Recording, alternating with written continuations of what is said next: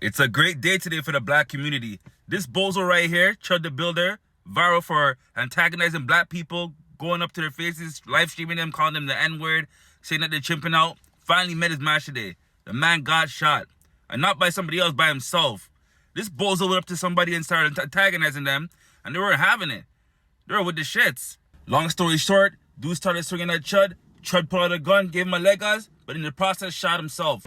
This dude is so hated that even white people were in the streets, laughing and cheering at the fact that this white man just got shot.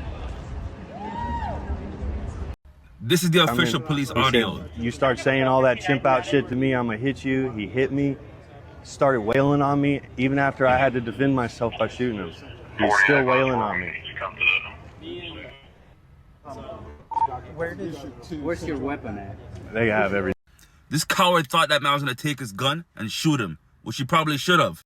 Shout out to the brother that got this guy. I hope he get well soon. But this comeback right here, I hope he died from that arm shot. Drop some arm emojis in the comment section.